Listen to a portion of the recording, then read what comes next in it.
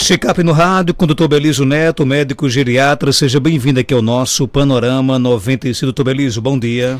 Bom dia, Marcos. Bom dia, Geraldinho. Bom dia a todos os ouvintes, a todos os internautas. Uma satisfação imensa, mais uma vez, participar aqui do quadro Check-up no rádio. E o nosso tema de hoje é Alzheimer. Nunca é cedo demais, nunca é tarde demais. E aí?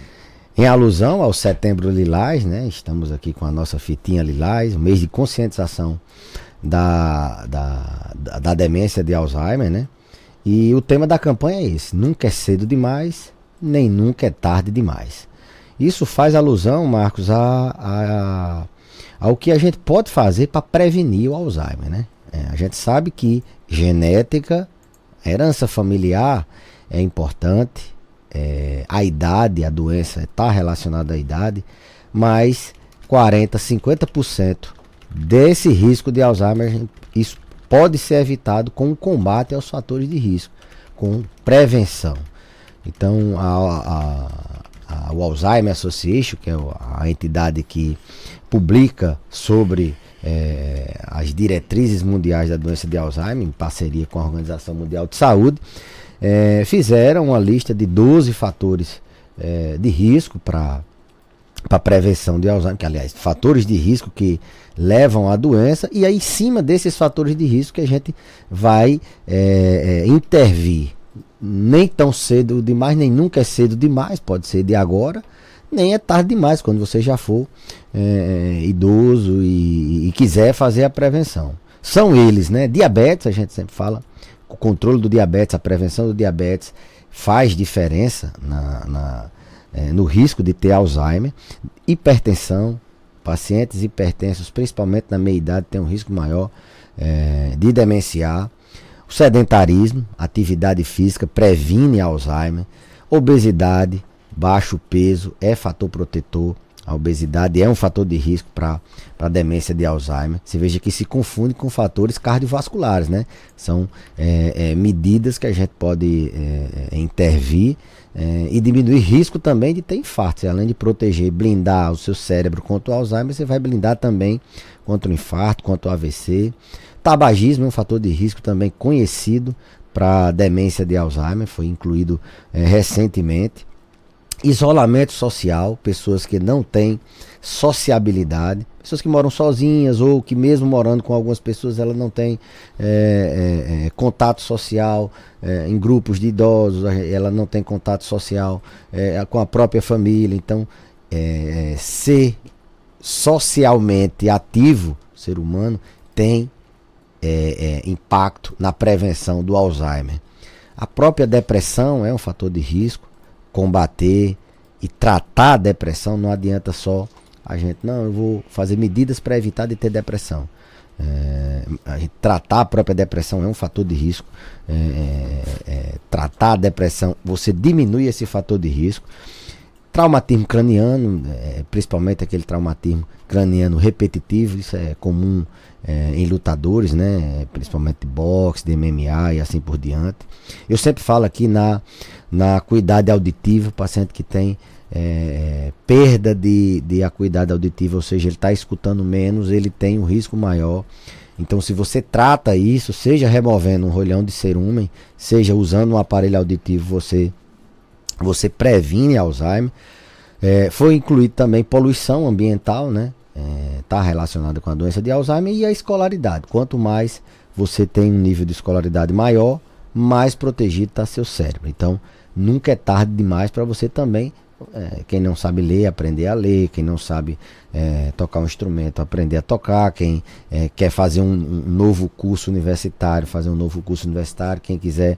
Então, escolaridade protege. Nunca é cedo para você começar a fazer atividade física, você controlar suas doenças, o estresse e assim por diante, nem nunca é tarde demais.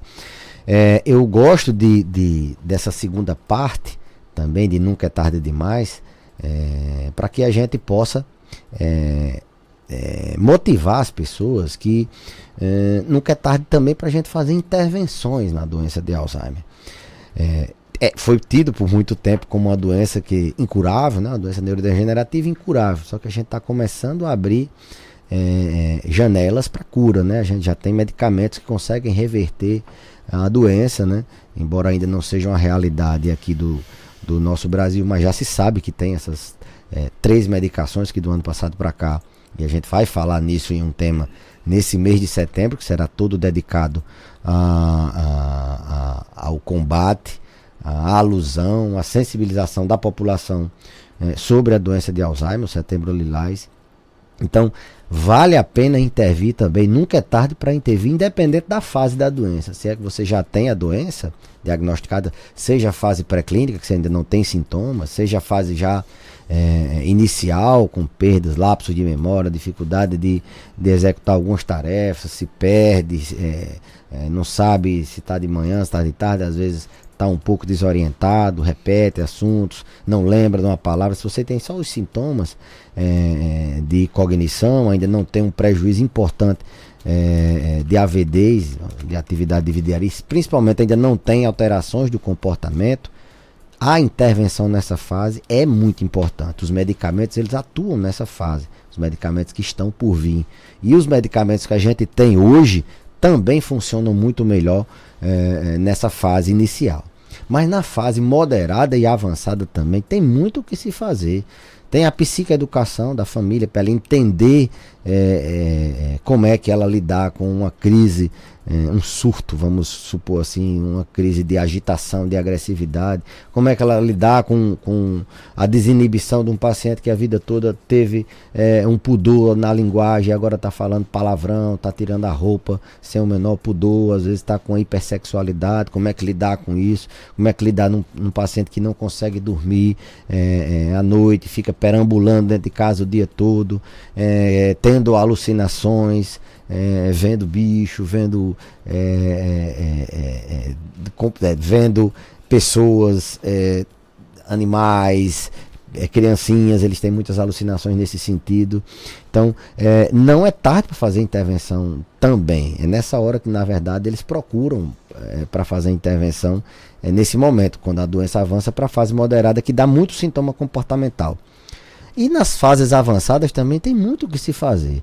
A fase avançada, ela demora muito, ela não é só o paciente acamado em terminalidade, não. Também tem o que se fazer aí, dar conforto a esse paciente, evitar que ele sofra com frio, com calor, com engasgos, com dor, com úlceras por pressão. Então, tem o que se fazer na fase avançada também, terminal, né? Medidas de conforto, de paliação. Mas a fase avançada também ela dura muito, né? Tem aquela fase avançada que o paciente já tem uma cognição muito assim, perdida, já está muito, esquece já as pessoas de casa, já não sabe nem quem é ele mesmo, e tem um comprometimento nas atividades do dia a dia, não sabe trocar roupa mais sozinho, se alimentar sozinho, não sabe mais. Então, essa fase demora algum tempo e sempre tem algo a se fazer nessa fase, seja com medicamentos, seja com intervenções não medicamentosas, com a equipe multidisciplinar, com a fonoaudiologia, vai trazer a professora Túlia aqui, intervenções na disfagia, seja com a psicologia, tratando o estresse do cuidador, seja com o odontólogo, vendo essa questão de prótese, restauração, seja com o nutricionista, vendo qual a melhor forma de alimentar esse paciente. Então, nunca é cedo para a gente prevenir, nunca é tarde para prevenir, nunca é cedo nem tarde para a gente fazer intervenções. E uma coisa que a gente também está levantando, e aí não em relação a essa questão da campanha mundial sobre fatores de risco, é que não é só Alzheimer, né? A questão não é só a doença de Alzheimer neurológica pura em si, não é só o mecanismo que ela agride o cérebro. É um indivíduo que ele tem alterações da doença, sintomas da doença, mas esse indivíduo já existia. Ele é um idoso que tem, como todo idoso, múltiplas comorbidades. Ele tem hipertensão. Como é que eu trato a hipertensão num paciente com Alzheimer? Como é que eu trato um diabetes num paciente com Alzheimer? E a osteoporose? A gente trata. Como é que eu vou reconhecer uma depressão num paciente que tem Alzheimer? Como é que eu reconheço uma dor? Ele sabe dizer que tem dor? Então, eu também levanto essa temática de que não é só o Alzheimer. É um idoso que tem Alzheimer que precisa ser manejado nas suas várias dimensões, seja alimentar, seja nas suas doenças crônicas, seja no risco de queda, na sua mobilidade. Não deixa de ser um cuidado no idoso normal. Então, além de não ser cedo demais, nem tarde demais, lembrar que o indivíduo não é só o Alzheimer. Isso às vezes, o impacto é tão grande quando a gente diz o diagnóstico, que as famílias pensam só na doença, na parte neurológica da doença, e esquece todo o contexto que está ao redor. Esquece de controlar o diabetes. Como é que controla? Os níveis são os mesmos, a alimentação é a mesma, como é que controla o sono desse paciente, como é que trata as questões comportamentais. Então, seria também uma abordagem que a gente no Instagram vai estar falando bastante, que não é só a doença de Alzheimer, existem outras variáveis que a gente precisa tratar. E a campanha mundial, que as pessoas perguntam muito, minha família tem fulano, ciclano com Alzheimer, eu vou ter? Tem aqui, eu listei 12 fatores de risco que mudam, impactam, pesam 40% a 50% no risco de você diminuir a chance de ter a doença. Então, são fatores de riscos conhecidos e que a gente precisa colocar em prática. Não só, como eu sempre comparo, tem como eu saber se eu vou ter Alzheimer ou não? Você queria saber o dia que você quer morrer? É a mesma coisa. Você quer saber se você vai ter uma doença e você... Que vai mudar a sua vida. Não é melhor você... eu não quero saber quando eu vou morrer não, mas eu vou aproveitar a vida. Não, eu não quero saber quando é que eu vou ter Alzheimer não, mas eu vou fazer de tudo para que eu possa evitar. Tome uma ação. Tem perguntas aqui no nosso WhatsApp, 992053030, doutor Belísio. Quando uma pessoa repete várias vezes a mesma coisa, é sinal de Alzheimer? Olha, Marcos, tem aquela questão de repetir para reforçar. Tem aquelas pessoas ansiosas que repetem mais para reforçar, para relembrar. Mas quando aquela pessoa está repetindo porque ela não lembra que comentou antes, conversou um assunto com ela volta a conversar o mesmo assunto, que ela praticamente esqueceu que comentou. Você pede para fazer alguma coisa, ela pergunta como é que faz aquela coisa, aquilo que você falou várias vezes. Então, essas repetições que você percebe que é porque o paciente esqueceu de falar, não é porque ele lembra, mas ele está querendo reforçar, ele está querendo repetir para que você perceba o que ele está dizendo. É um sinal de perda de memória de curta duração, de perda de memória recente. Isso é muito significativo para o diagnóstico. Quando o paciente está dessa forma, a gente tem que fazer uma avaliação, porque o risco dele está, dependendo dos fatores de riscos outros, né, do contexto em geral, do tempo que ele vem, que a doença de Alzheimer tem esse caráter de ser insidiosa, de ser lenta, os sintomas. A gente falou de confusão mental esses dias e a gente viu que a chave muda de uma hora para outra, quando é um delírio, de um dia, 2, uma semana. O Alzheimer ele vem aos pouquinhos. Então, quando está repetindo já faz um certo tempo, observe se isso não é porque ele está esquecendo e uma queixa que chama muita atenção de um possível início de demência, provavelmente de Alzheimer. Outra pergunta, doutor Belísio. Minha mãe tem 61 anos, teve 2 AVC e agora em 8 dias teve uma piora, com dores de cabeça constante, vômitos, lapsos de memória e perca de memória momentânea. O que é que o senhor diz? Esses 2 AVCs é o principal fator para que ela tenha novos AVCs. O que é que a gente faz quando a pessoa tem AVC? A gente praticamente previne e faz intervenções para que ele não tenha outro AVC, porque ele tem um risco muito maior de ter. Então, os medicamentos que a gente faz, eu digo assim, a prevenção depois do evento, prevenção secundária que a gente chama, não é na hora da emergência. Na hora da emergência a gente tenta fazer o medicamento para desentupir a artéria, no caso de um AVC isquêmico, ou se é hemorrágico, a gente tenta intervir para que aquele sangramento seja drenado ou seja minimizado. Mas, num segundo momento, a gente precisa evitar que esse paciente tenha um novo AVC. Então, esses sintomas podem estar denotando que esse paciente está tendo novos AVCs. Pode ser outras diversas causas, né? Muito pouca informação para a gente poder dar um diagnóstico. Mas no paciente que tem AVC, ele precisa ser investigado nesse sentido de não estar fazendo um novo AVC. Nosso ouvinte aqui vai concluir aqui a sua pergunta, né? Assim que ele concluir, a gente traz aqui Enquanto isso, Marcos, ele colocou só o seguinte: após ouvir alguns sintomas que o Dr. Belísio falou, queria saber, mas falta complementar a pergunta então aqui. Certo.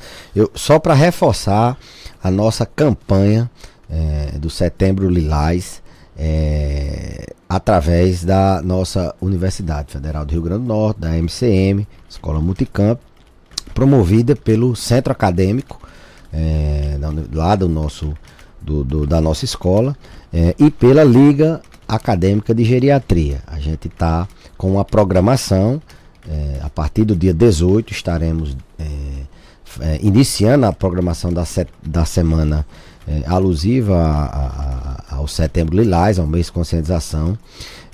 Dia 18 e 19 a gente vai fazer divulgações. Dia 20 teremos um momento com os profissionais de saúde. A gente já reuniu com a Secretaria Municipal de Saúde e vamos fazer uma espécie de uma manhã, uma jornada com aulas, com professores que estão ligados à saúde do idoso. Teremos aulas com esses profissionais, principalmente da atenção básica. Na quarta-feira, no dia 20, os profissionais da rede da atenção básica serão comunicados e eles estarão presentes. Mas fica aberto o convite dia 20 lá no auditório do SERES, a partir das 8 horas da manhã. Não precisa fazer inscrição prévia, chegar lá, você profissional de saúde, você que se interessa pela área, cuidador, teremos aulas para profissionais de saúde lá no SERES. Desculpa, Marcos, terminar de fazer. Na sexta-feira, dia 20, dia 22, à tarde, nós faremos um evento com os nossos cuidadores do ambulatório de geriatria, lá da universidade, e do ambulatório de demências, lá da universidade. A gente vai fazer um evento para reunir esses cuidadores. A gente tem um grupo de cuidadores que estamos tentando reativar reuniões mensais com eles. As pessoas que cuidam, a gente vai fazer um coffee break e vamos fazer uma fala para uma espécie de mini treinamento dos cuidadores. Será na sexta-feira, dia 22, à tarde, a partir das 2 horas. O local a gente ainda vai divulgar, mas muito provavelmente lá na Escola Multicamp de Medicina, lá ali na Liga, né, contra o câncer. Vai ser lá. Maiores informações, pode nos acompanhar no meu Instagram, né, Dr. Belísio Neto Geriatra, ou no Instagram da Lagerne, né, Liga Acadêmica de Geriatria do Rio Grande do Norte. Então, na sexta tarde, dia 22, o encontro com os nossos cuidadores, mas a gente vai abrir para cuidadores em geral.